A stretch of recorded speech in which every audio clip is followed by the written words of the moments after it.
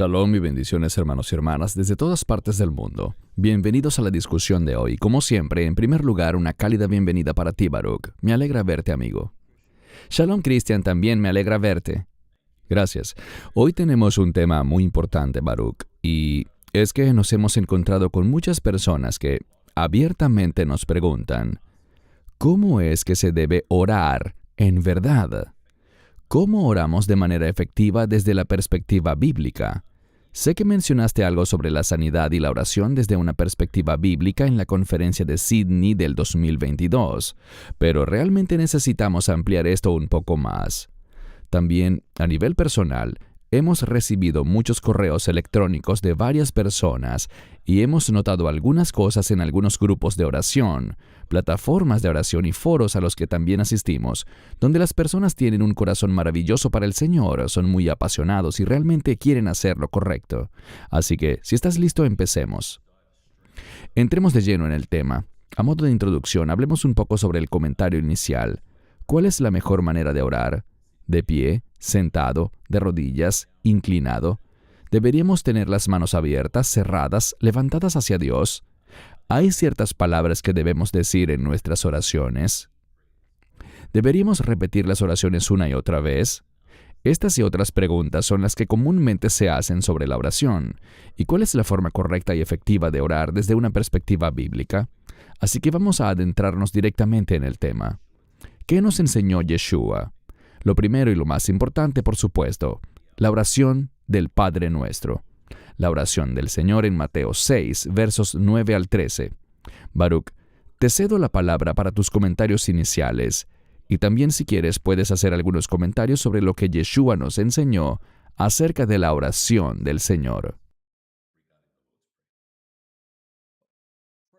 La oración tiene que ver directamente con nuestra relación con Dios.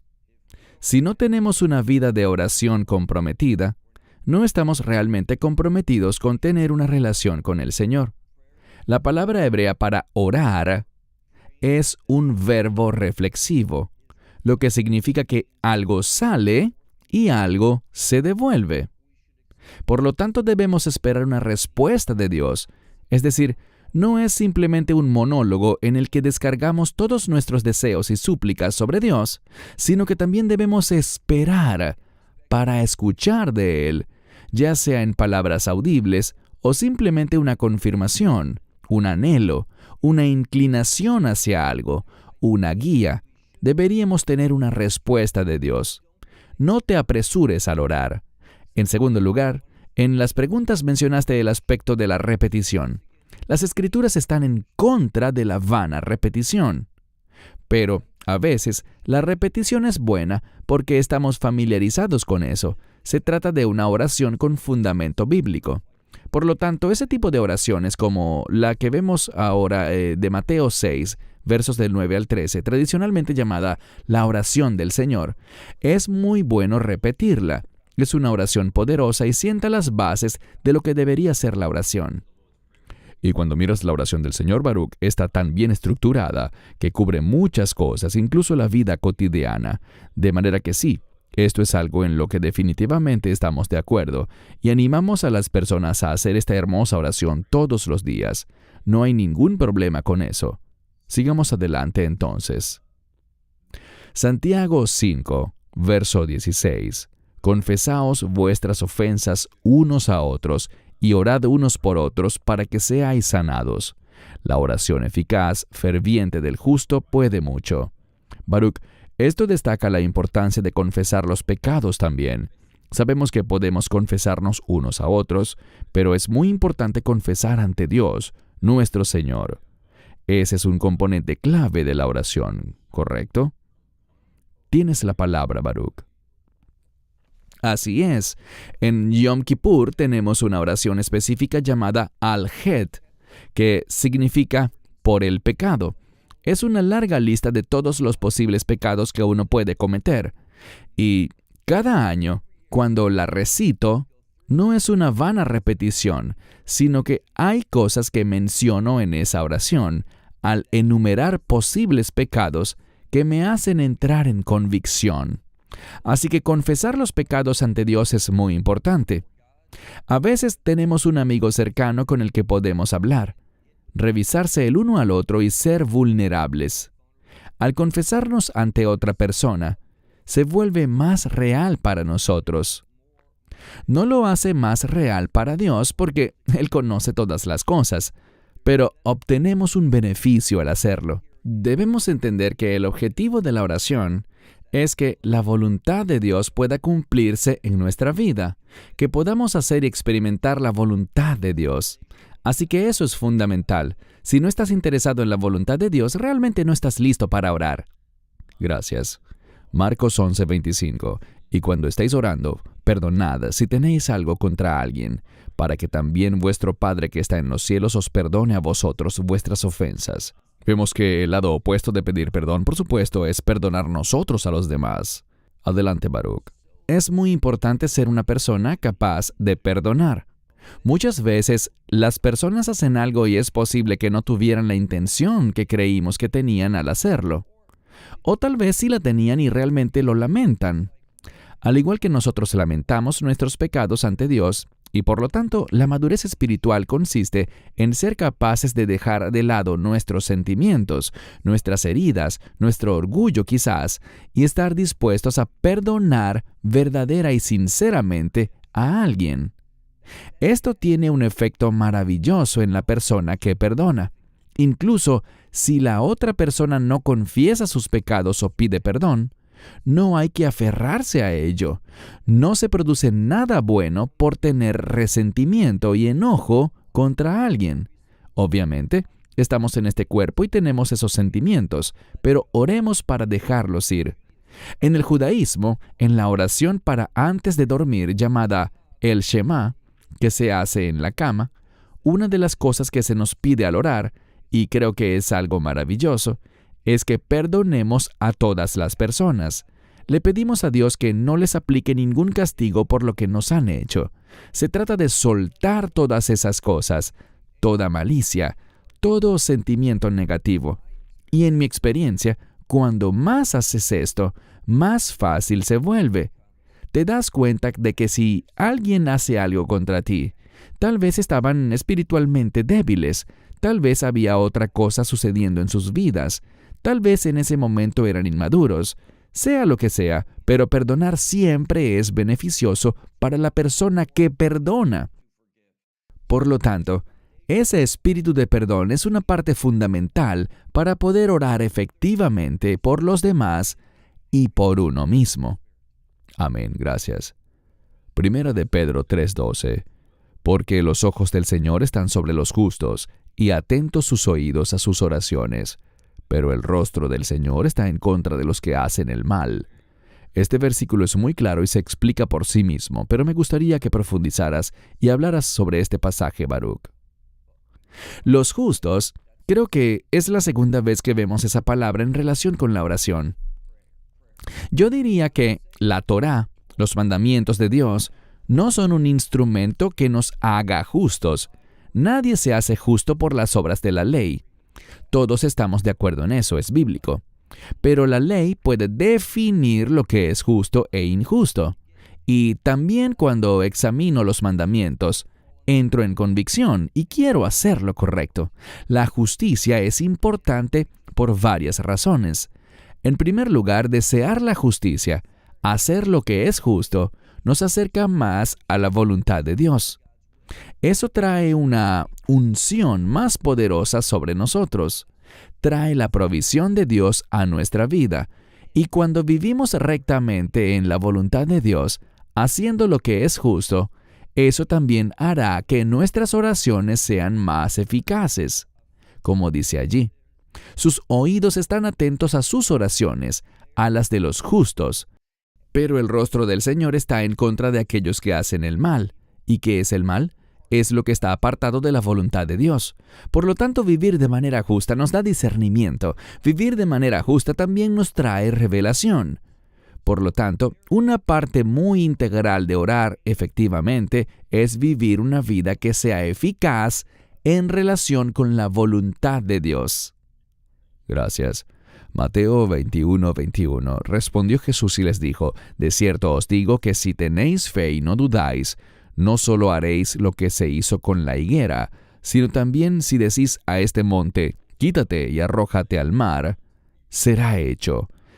Ya has mencionado este versículo antes, Baruch, pero creo que es un buen repaso sobre la importancia de la fe, y esto también debe ser tomado en el contexto correcto. Gracias por establecerlo de esa manera. Sí, dice que puedes decirle a este monte, y en uno de los pasajes el contexto es el monte de los olivos. Eso es importante porque el monte de los olivos se moverá, será arrancado y arrojado al mar. ¿Por qué? Eso tiene relación con el establecimiento del reino de Dios. Y fíjense lo que dice, lo que se hizo con la higuera. Israel es la higuera, por supuesto, aquella que él maldijo por no dar fruto.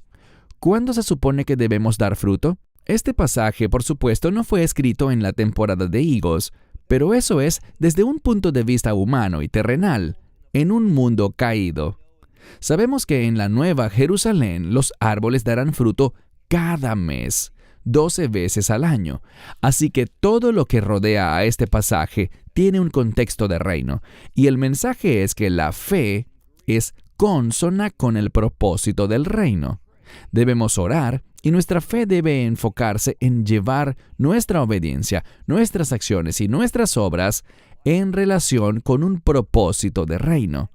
Y cuando hacemos eso, tendremos, como dije antes, una unción más fuerte. Habrá un mayor poder en nuestras palabras, una autoridad que conocemos como autoridad de reino. Eso es lo que deberíamos buscar en este mundo. Eso cambia todo en nuestra vida, en nuestra familia, en nuestro matrimonio, en nuestras relaciones con los demás. Eso produce un cambio en cómo los demás nos ven, cómo nos vemos a nosotros mismos y cómo vemos las circunstancias en las que nos encontramos. Así que Mateo 21:21 es una oración muy importante que nos habla de un gran potencial de reino que tenemos. Pero como vemos allí, el fundamento de eso es no dudar. ¿Dudar de qué? No dudar de lo que Dios hará, de sus promesas, esas verdades proféticas relacionadas con el reino de Dios. Amén, gracias. Primero de Juan 5, 14 al 15. Ahora bien, esta es la confianza que tenemos en Él, que si pedimos alguna cosa conforme a su voluntad, Él nos oye. Y si sabemos que Él nos oye en cualquier cosa que pidamos, sabemos que tenemos las peticiones que le hayamos hecho. Creo que este es uno de los pasajes que mucha gente en la nueva reforma apostólica, la palabra de fe, malinterpreta gravemente. Pero quiero enfatizar y luego te cedo la palabra, Baruch, que cuando oramos debemos pedir cosas conforme a su voluntad. Tus comentarios. El problema es que muchas veces creemos que lo que queremos es la voluntad de Dios, pero el requisito previo es que conozcamos la voluntad de Dios primero. ¿Cómo conocemos la voluntad de Dios? A través de sus mandamientos. Esto es algo que muchos creyentes bien intencionados olvidan. Olvidan que los mandamientos de Dios están relacionados con las expectativas de Dios para su pueblo. Lo que Él espera que hagamos no son sugerencias, son mandamientos. Y estos mandamientos nos pondrán en la voluntad de Dios. Por lo tanto, es solo cuando nos acercamos a Dios, comprometidos únicamente con su voluntad y sus propósitos, que podrá haber acuerdo entre nosotros y Dios. Somos nosotros quienes debemos estar de acuerdo con Dios. Nunca debemos invertir eso y decir, Dios, por favor, debes estar de acuerdo conmigo. Dios no hará eso. Esa es una oración inútil. Nosotros debemos estar de acuerdo con Dios, porque es su voluntad la que es buena, justa, pura y santa, no la nuestra. Todo esto tiene que ver con crecer y madurar hasta que queramos lo que Dios quiere. Y esto también cambiará nuestra perspectiva, cambiará nuestra forma de acceder a la provisión de Dios. Y esa unción que proviene de la voluntad de Dios, de tener el suministro de Dios para mantener y lograr sus propósitos en nuestra vida. Pero en referencia a lo que dijiste de la nueva reforma apostólica, la mayoría de las veces vemos que el mensaje de ellos, y esto es lo que muchas personas critican, es que quieren que Dios esté de acuerdo con ellos y piensan que si tienen suficiente fe, Él lo hará. Esa es una falsa doctrina. Debemos tener suficiente fe. Recuerden que la fe está relacionada con la verdad, estar de acuerdo con la verdad de Dios. Eso es lo que es la fe. Y la fe nos posiciona para recibir lo que necesitamos, de modo que la voluntad de Dios se cumpla a través de nuestra vida, y así podemos tener el privilegio de desempeñar un papel como instrumentos de Dios para que se manifieste su voluntad. Amén. Gracias. Santiago 4:3. Pides y no recibes porque pides mal, para gastarlo en tus placeres. Creo que esto también es importante, Baruch. Una vez más, vemos que grupos como Palabra de Fe, personas como Kenneth Copeland, quienes buscan que Dios sea como su genio de la lámpara de los deseos, oran por un jet privado, oran por un auto deportivo, por todas esas cosas. Creo que este versículo es muy crítico, ya que nos dice que a veces no recibimos porque gastan o quieren gastar en cosas como placeres terrenales. No son personas centradas en el reino. Pero te cedo la palabra para tus comentarios. Sí, estoy completamente de acuerdo con eso. No creo que tenga mucho que agregar, pero simplemente diré esto. Por lo general, nuestros placeres y la justicia de Dios no están vinculados. Es nuestra esperanza que, a medida que maduremos más, lo que nos dé placer sea la voluntad de Dios. Pero cuando comenzamos muy a menudo en alguien que es espiritualmente inmaduro, lo que le complace, lo que le da placer, lo que esa persona desea, son cosas que no tienen nada que ver con la justicia de Dios. ¿Por qué? Mis placeres, el verso dice tus placeres, pero hagámoslo personal. Mis placeres no manifiestan la gloria de Dios. Por lo general tienen un propósito, la gratificación de la carne. Esto no es madurez espiritual. Es exactamente lo contrario, y es por eso que esos movimientos que mencionaste hace un momento, como Palabra de Fe, Nómbralo y Decrétalo, el Evangelio de la Prosperidad y otros más, no se preocupan por la justicia, se preocupan por los placeres personales. Eso realmente es otra cosa, y elijo mis palabras cuidadosamente al pensar en esto. Lo que es blasfemo para Dios y una idolatría cristianizada es pensar que lo que le interesa a Dios es nuestro placer. Ahora bien, ¿Dios es un Dios bueno? Claro que sí. ¿Es un Dios generoso? Por supuesto. ¿Es un Dios bendito? Sí lo es. Pero lo que debemos comprender es que para el hombre interior es agradable estar en la voluntad de Dios y ser usado por Dios. Eso es lo que trae un gozo sobrenatural a nuestra vida. Y aquí está el problema. La gente está siendo engañada hoy en día y está confundiendo ese gozo espiritual que está arraigado en la obediencia a la voluntad de Dios. Están siendo engañados y piensan que la gratificación de la carne es el gozo que Dios quiere darnos. No, la gratificación de la carne proviene del enemigo. Ese gozo sobrenatural y espiritual que sobrepasa todo entendimiento es lo real. Y quisiera compartir algo rápidamente. Lo he hecho un par de veces. Recuerdo que iba a hacer un viaje y dije de antemano, muy sinceramente, Dios, úsame en este viaje. Dios, no importa qué tan pequeño o grande sea, solo quiero saber que me has usado. Y llegué al destino, y mi maleta no llegó. Todas las demás llegaron. Fui a preguntar y me dijeron, su maleta ya viene. Esperé media hora. Todos se habían ido. La maleta no llegó.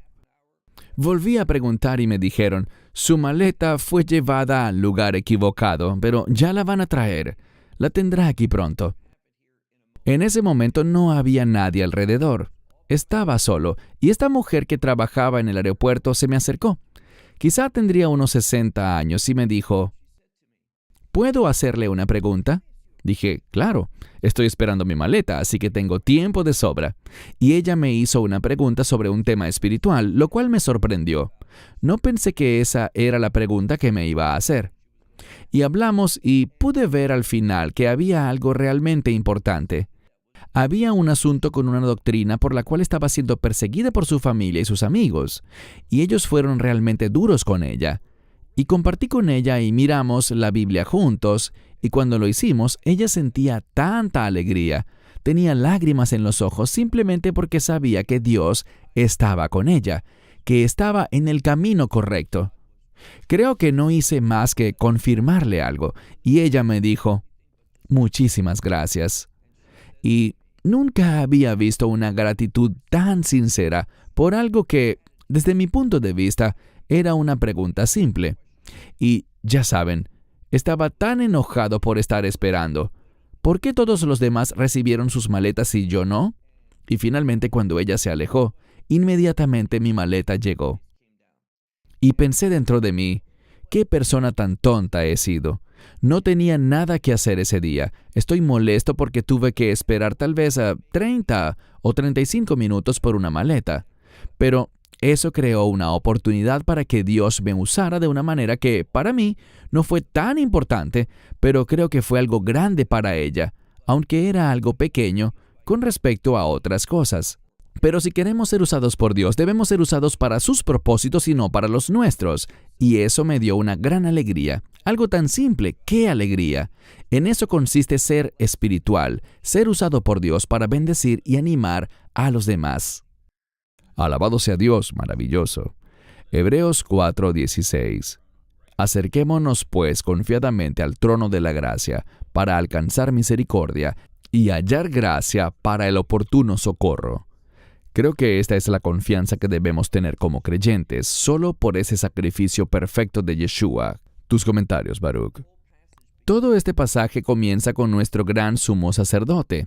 Recordemos su obra en la cruz, su obra de redención, cuando Él fue crucificado y murió. Sabemos que el velo del templo, el parójet, se rasgó de arriba a abajo, y creo que hay una conexión entre eso y tener acceso al trono de la gracia. Ahora, esto nos dice algo. La gracia está relacionada con la voluntad de Dios. Dios nos da gracia a ti, Cristian, a mí, a todos los creyentes, para que su voluntad se cumpla.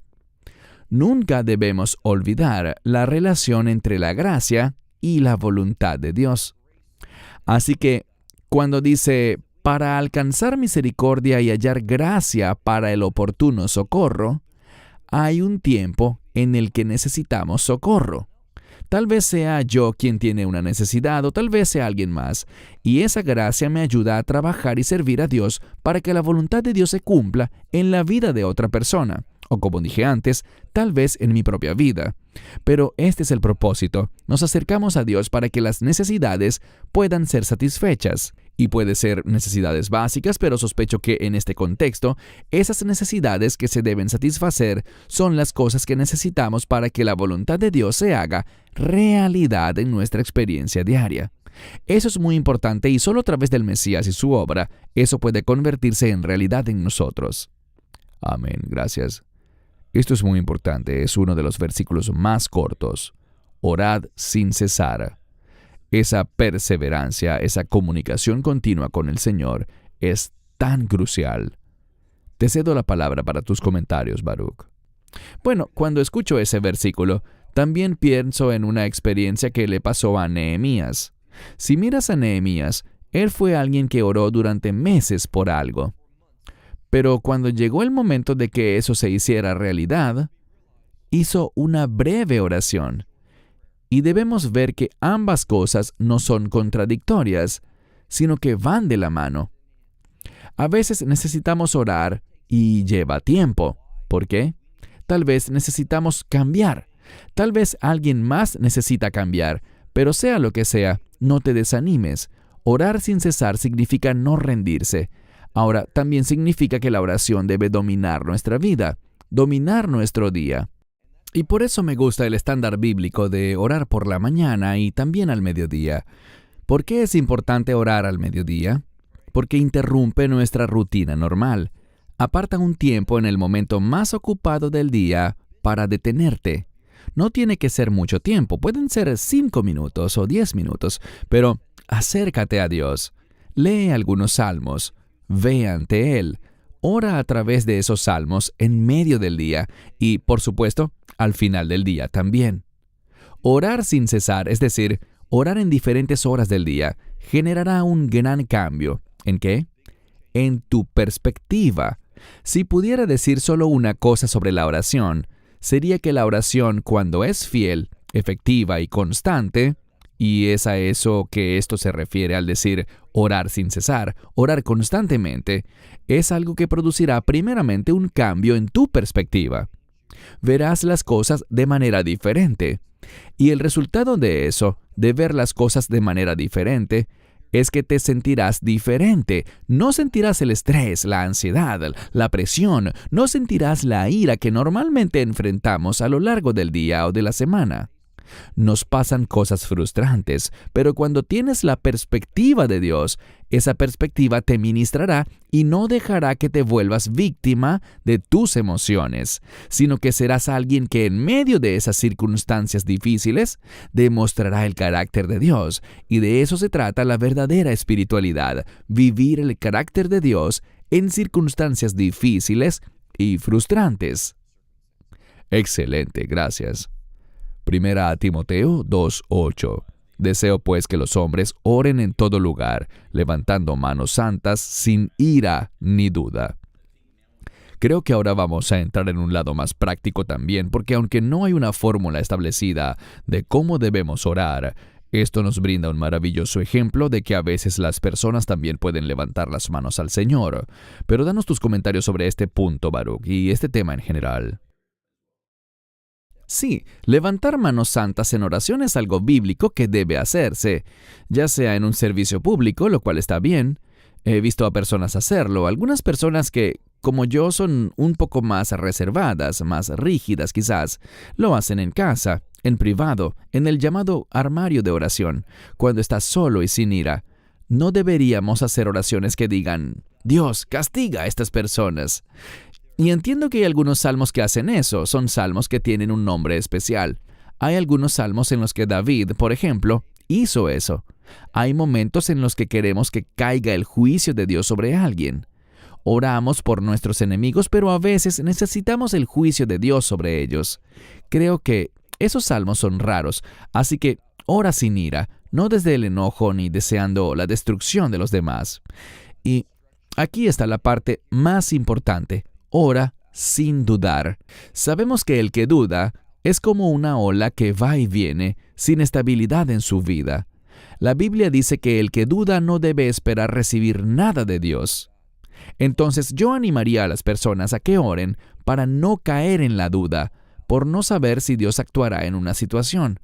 Dios, oro para que lo hagas. ¿Será que lo harás? ¿Y cuándo lo harás? No estoy seguro. Espero que sí. Todo eso es duda. Más bien ora así. Dios, ayúdame a no dudar nunca. Fortalece mi fe. Ayúdame a entender que tus promesas son verdaderas. Entonces, esa es otra cosa por la que deberíamos orar.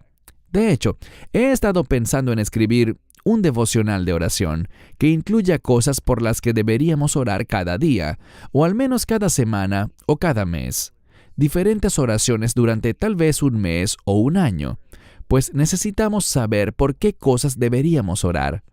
Y al repasar la Biblia, Él nos enseña a través de los Salmos, a través de Proverbios, otras escrituras, por qué cosas deberíamos orar. Por ejemplo, por misericordia. Es algo muy sabio. Yo les pregunto a las personas muy de vez en cuando, ¿cuándo fue la última vez que dijiste, Dios, ten misericordia de mí?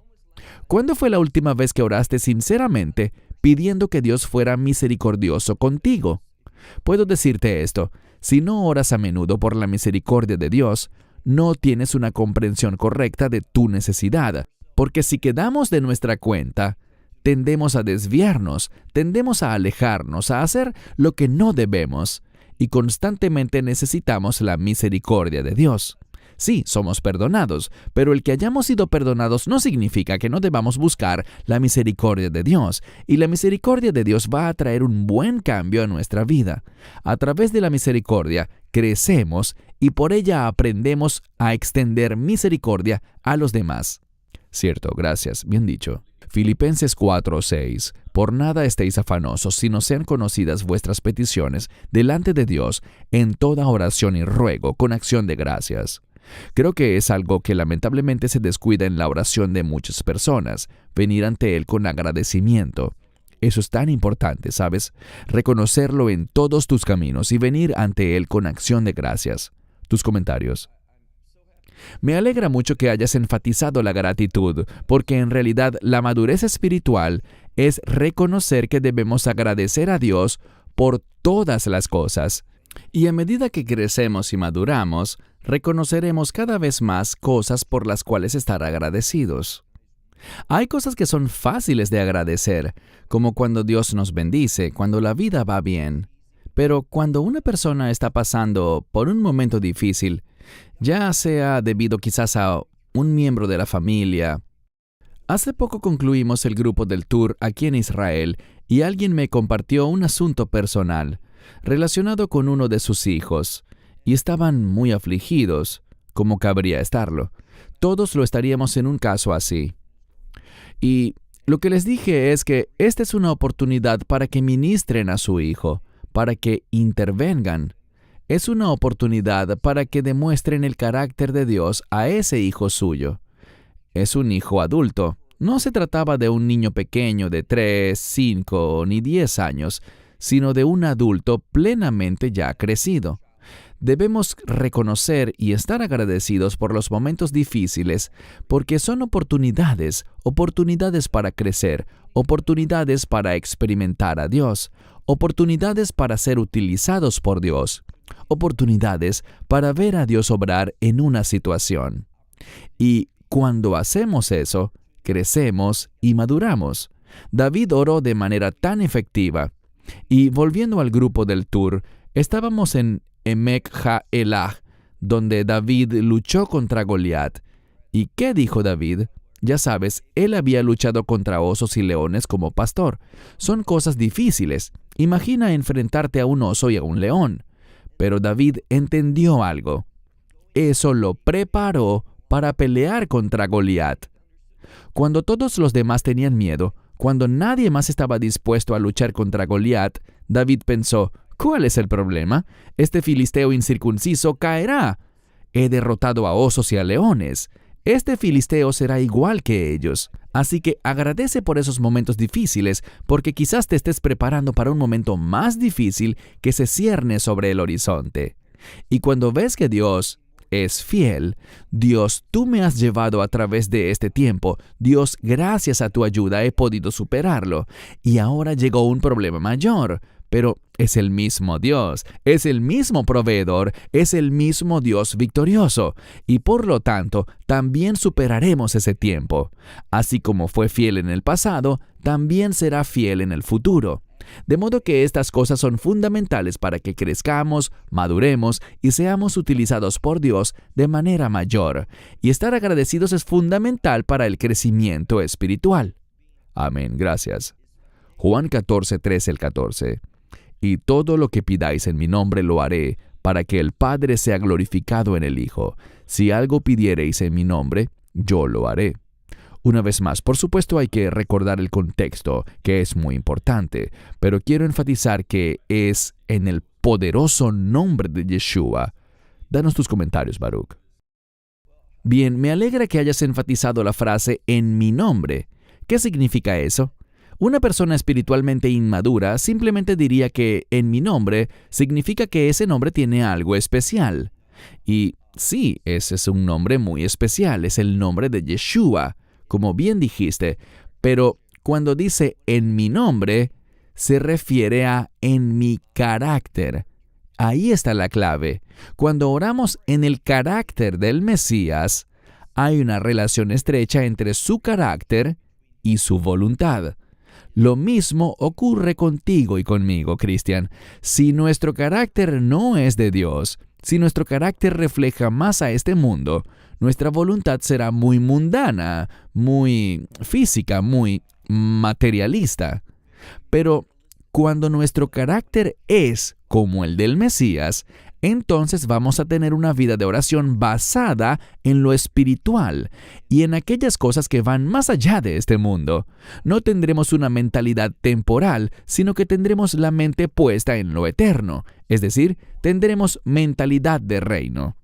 Así que queremos crecer y madurar y ejemplificar, demostrar el carácter, como tú dijiste, el carácter de Yeshua, Un ejercicio muy efectivo consiste en simplemente tomar uno de los evangelios y observar el carácter del Mesías mientras trataba con las personas. Pienso, por ejemplo, en ese joven rico que vino y estaba tratando de poner a prueba a Yeshua, tal vez en un intento por justificarse, haciéndole preguntas, y Yeshua le habló de los mandamientos de Dios. Y él dijo: «Los he guardado todos desde muy joven». Y Yeshua le sonrió. ¿Por qué sonrió Yeshua? Los evangelios de la Biblia están llenos de situaciones en las que estuvo el Mesías y podemos estudiarlas. Eso es algo muy eficaz para nosotros. Es un gran ejercicio para ver cuál era su carácter con las personas, cómo las abordó, cómo interactuó con ellas, cómo se conmovió con tanta compasión y qué lo hacía enojar. Muchas veces pienso que las cosas que me hacen enojar no son las cosas que enojan al Mesías, y eso muestra una falta de capacidad, muestra una forma equivocada de pensar, muestra inmadurez en mi vida. Así que descubrir el carácter del Mesías a través de sus interacciones, esas que leemos en los Evangelios, es un gran ejercicio que nos ayuda a crecer en el carácter de Yeshua. Amén, gracias. Hechos 1:14. Todos estos perseveraban unánimes en oración y ruego, con las mujeres y María, la madre de Jesús, y con sus hermanos. Antes de cederte la palabra, Baruch, desde mi perspectiva, creo que se obtiene mucho de este pasaje. Se habla de estar en oración, en unidad, unánimes, pero también se habla de un grupo de oración. Siempre vemos que están en un grupo cuando oran. Danos tus comentarios, Baruch. Yo diría lo siguiente. En lugar de decirle a alguien: «Oye, voy a orar, ¿me acompañas a orar?», antes de hacer eso, a veces es bueno compartir sobre la oración que quieres hacer y preguntarles a las personas: ¿podemos estar en unidad en esto? Así como dice aquí, unánimes. ¿Estamos en unanimidad en esto? Yo lo he hecho, y a veces la gente me ha dicho: «No sé si esta es la oración correcta que deberías estar haciendo. No creo que tengas la perspectiva correcta en este asunto». Y ellos, con amor y amabilidad, fueron capaces de ponerme donde necesitaba estar, ponerme en un camino diferente, en una mentalidad diferente, ayudándome a crecer, ayudándome mientras me ministraban. Así que creo que es muy importante asegurarnos de que cuando oremos, haya unidad, y a menudo oramos en grupo, lo cual es algo maravilloso. Y tú lanzas tus peticiones de oración y yo lanzo mis peticiones de oración, o lo que sea, y realmente no sabemos si hay unidad o no. Así que a veces es bueno dar ese paso previo de compartir lo que vamos a orar y preguntar a la gente si podemos estar en unidad en eso. Dice aquí que debemos hacerlo, presentar nuestras oraciones y súplicas. La palabra súplica, si la revisamos en griego, está relacionada con la gracia. Es un deseo de que la gracia esté presente en una situación. Eso dice mucho, así que debemos ayudar a desarrollar nuestras mentes para tener una oración eficaz y que haya unidad entre todos los que están orando. Pueden haber cosas en las que haya desunión y esas cosas deben ser dejadas de lado. Debe haber un acuerdo y podemos ayudarnos mutuamente a alcanzar ese acuerdo. Muy bien, gracias. Ahora hablemos sobre algunos errores comunes. No se trata de ser pedantes o mezquinos, pero queremos llamar la atención sobre algunas cosas. Echemos un vistazo a este primer pasaje, Mateo 18:20.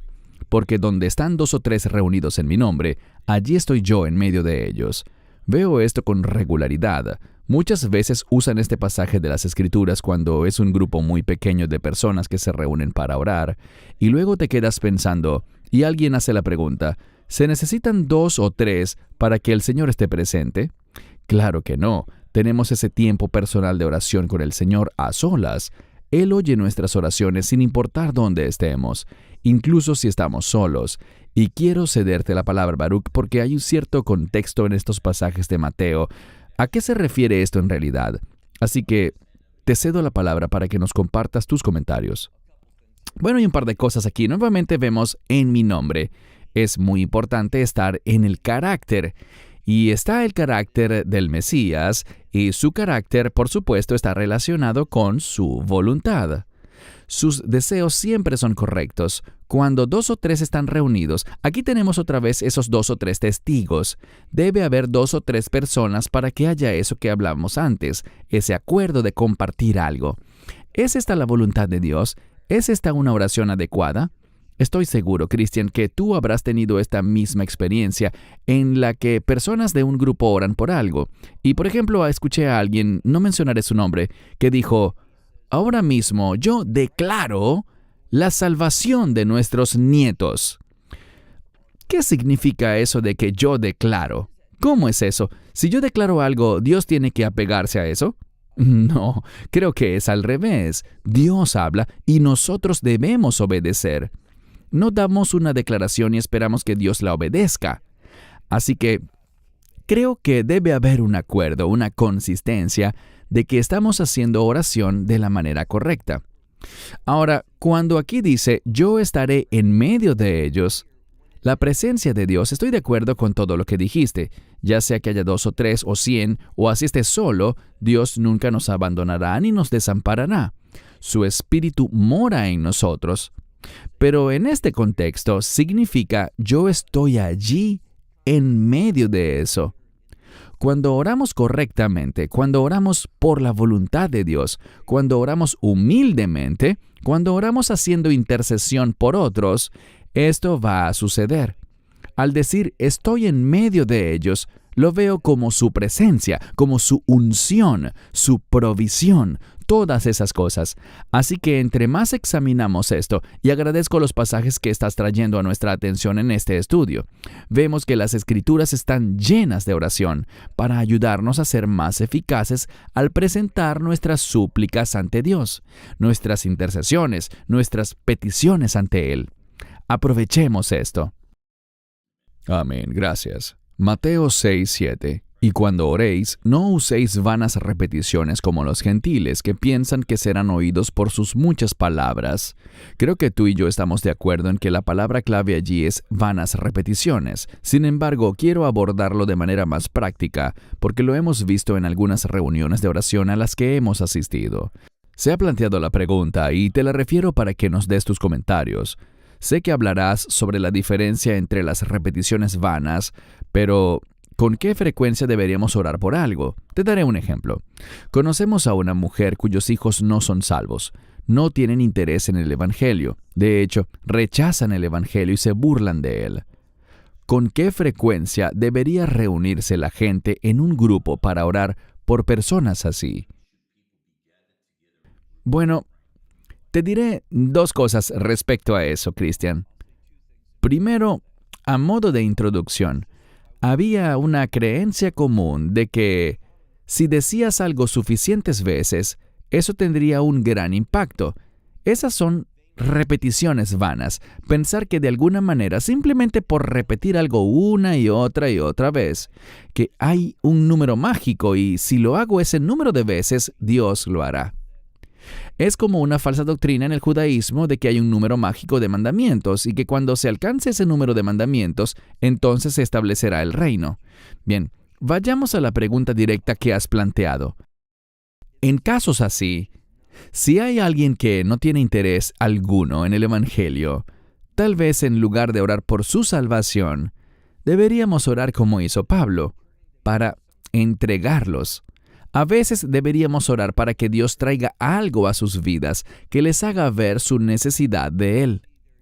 Pablo oró por la entrega del no creyente y a veces simplemente orar constantemente para que alguien sea salvo, alguien que, como mencionaste, no tiene interés y se burla de Dios, alguien que está totalmente en contra de Él, simplemente no va a suceder.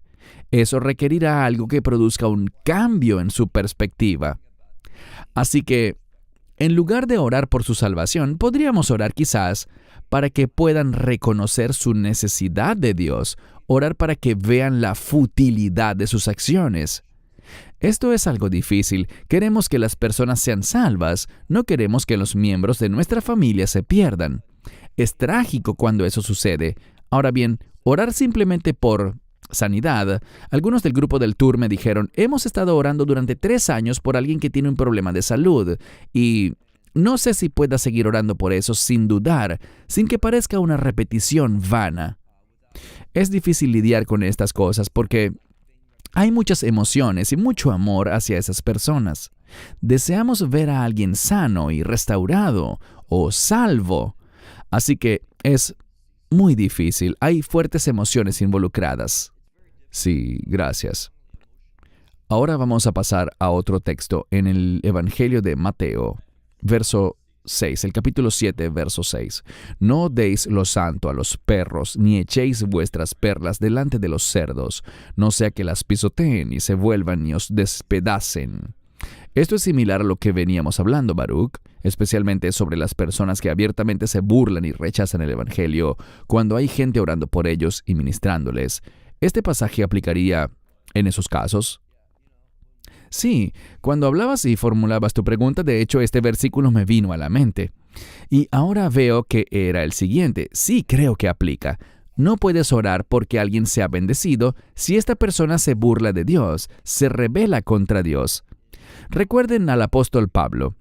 Pablo quería llevar el Evangelio y él iba en camino. ¿Y qué pasó? El Espíritu de Dios le prohibió predicar el Evangelio en ciertos lugares. Había otra necesidad. Así que entiendo que sintamos un amor especial por la familia y por nuestros amigos y queremos que todos sean salvos, pero a veces debemos dirigir nuestra atención a donde hay, si se quiere, un suelo más fértil. Vemos muchas veces que hay personas que son hostiles al Evangelio, que están enojadas con Dios. Y no quiere decir que no puedan ser salvos, que no pueda haber cambios en su vida eventualmente, pero también vemos personas más sensibles y debemos preguntar, como lo hizo Pablo, ¿dónde debo ir? Y Dios lo guió a aquel hombre, aquel prisionero en Troas, para predicar. Así que debemos estar pendientes y no centrar nuestro esfuerzo del modo en el que dice aquí. No deis lo santo a los perros. Los perros no pueden reconocerlo, ni los cerdos reconocer el valor de las perlas. Y estos no serán amables contigo, ya que les diste estas cosas. No, ellos más bien podrían, como dice aquí, atacarte por eso. Así que debemos tener discernimiento con respecto a nuestras oraciones. Creo que esto se relaciona con la pregunta anterior. Necesitamos discernimiento y quizás decirle a alguien, oremos para recibir discernimiento respecto a quiénes dedicar nuestras oraciones, qué cosas pedir en oración en un tema tan serio como la salvación. Cierto, gracias. Jeremías 7:16. Así que no oréis por este pueblo, ni levantéis clamor ni oración por ellos, ni intercedáis por mí, porque no te oiré. Entiendo el contexto del libro de Jeremías, pero ¿se aplicaría esto también en la actualidad? Tal vez el Señor nos diga, como mencionamos antes en relación a las personas que se rebelan, no oréis por ellos. Danos tu opinión, Baruch. Sí, aquí vemos un contexto similar. Dios estaba llamando al pueblo al arrepentimiento y ellos creían en falsas profecías, no eran sensibles, y tal como dice aquí, Dios le dijo a Jeremías, basta, no ores, no voy a responder tus oraciones. Ya no tiene sentido seguir orando por este grupo porque habrá juicio. Y lo bueno es que producto de ese juicio hubo un remanente que, despertó. Y este es un buen ejemplo de lo que dije antes. Hay algunos que necesitan ser entregados porque lo único que podrá producir un cambio espiritual en sus vidas y hacer que piensen en Dios y lo busquen es el castigo, el juicio, la adversidad. Y por eso digo que a veces necesitamos orar precisamente por eso, entregarlos a las consecuencias de su rebeldía para que puedan cambiar. Un buen ejemplo de esto es Israel en los últimos días.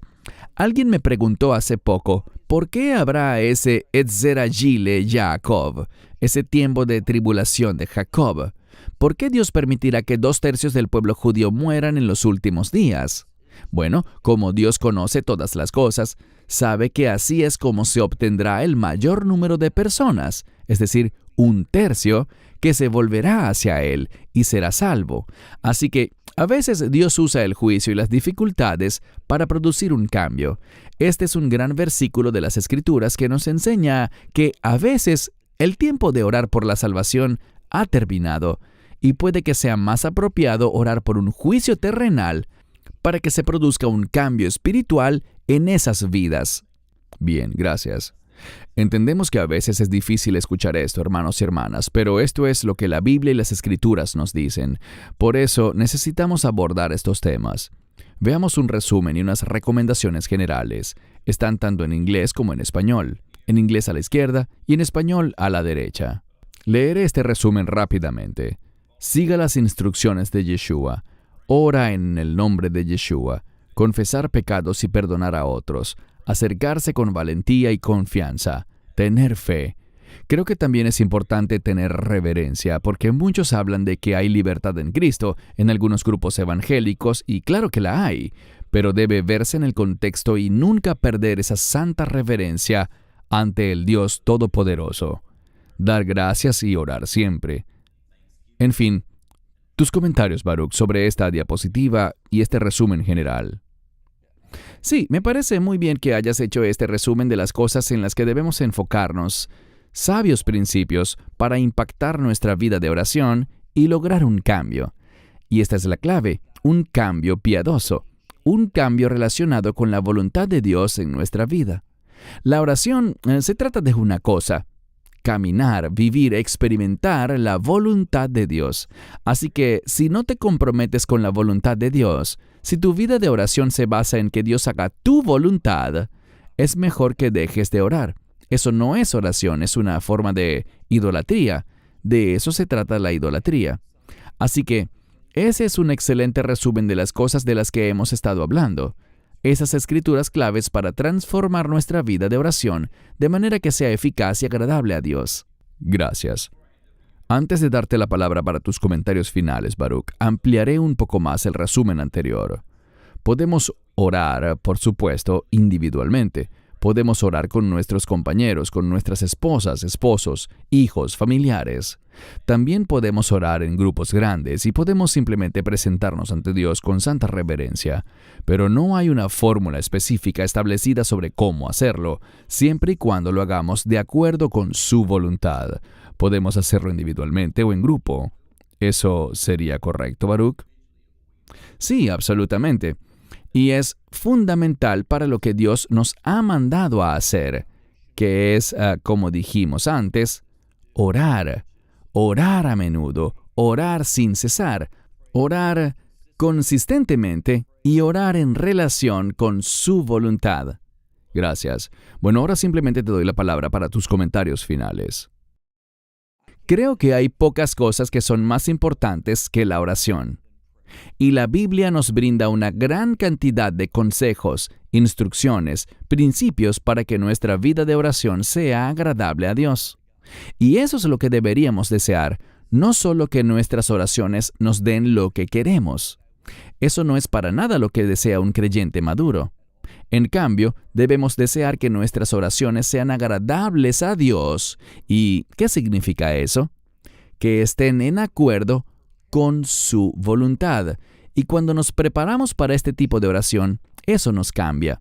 Entendamos que la oración no debe ser algo que hagamos apresuradamente, rápidamente, sino que debe ser algo para lo que nos preparemos, que pensemos cuidadosamente en las palabras que estamos diciendo, que oremos también con otros, que haya acuerdo, que haya unidad y que, nuevamente, nuestra mayor preocupación sea la voluntad de Dios en esa situación. Como dije al comenzar, cuando miramos la palabra para el verbo orar, es lejit palel. Esa es una palabra que habla no solo de enviar nuestras peticiones, nuestras súplicas, nuestras intercesiones, sino también de esperar una respuesta. La forma verbal de orar nos instruye que habrá una respuesta de Dios. Dependemos mucho de escucharlo a Él. Y la oración es la forma más eficaz. Cuando estudiamos la palabra de Dios, deberíamos estar en oración. Dios, enséñame tu verdad. Y cuando queremos conocer la voluntad de Dios, Dios responderá. Pero permíteme concluir con esto. Si realmente quieres escuchar a Dios, hay una declaración que debes hacer sinceramente de antemano, y esta es: Dios, cualquier cosa que me enseñes, cualquier cosa que me reveles, cualquier cosa que aprenda de ti, la implementaré en mi vida. Si no tienes el deseo de obedecer a Dios, lo que estás diciendo es: Dios, es una pérdida de tiempo hablarme. Dios habla, Dios revela, Dios les responde a aquellos que están comprometidos con su voluntad. Así que, sean sinceros, sean personas que desean caminar en la voluntad de Dios, obedecer su plan perfecto para tu vida y ser un instrumento para ayudar a otros a experimentar el plan perfecto de Dios para sus vidas también. Amén. Bien dicho, Baruch. Hermanos y hermanas, esperamos que esto haya aportado claridad para aquellos de ustedes que nos han escrito con tantas preguntas relacionadas con la oración eficaz desde una perspectiva bíblica. Muchas gracias, Baruch, por tu tiempo. Yo ciertamente he disfrutado mucho esta enseñanza. Oro para que todos los que están viendo también hayan disfrutado de la enseñanza, y oro para que siempre busquen las Escrituras. Hemos dicho esto una y otra vez. Realmente no importa lo que diga Baruch o lo que diga yo. Lo importante es lo que dice la palabra de Dios. Nuevamente te doy las gracias, Baruch. Gracias, Cristian. Gracias, hermanos y hermanas, por acompañarnos hoy. Oramos porque hayan sido bendecidos y oramos que nos veamos muy pronto. De parte de Baruch en Israel y de mi parte en Sydney, Australia, Shalom y bendiciones. Esperamos que te hayas edificado con el mensaje de hoy y lo compartas con otros. Te invitamos a seguir nuestros estudios cada semana por este canal y por el portal de YouTube de Amarás a Israel. También puedes descargar nuestra aplicación móvil gratuita, Mi Estudio Bíblico. Finalmente, para obtener más información sobre nosotros, visita nuestra web amarasaisrael.org, donde encontrarás otras conferencias de Baruch en audio, video y texto. Hasta el próximo programa. Que el Señor te bendiga en Yeshua HaMashiach, Jesús el Mesías, mientras caminas con Él. Shalom desde Israel.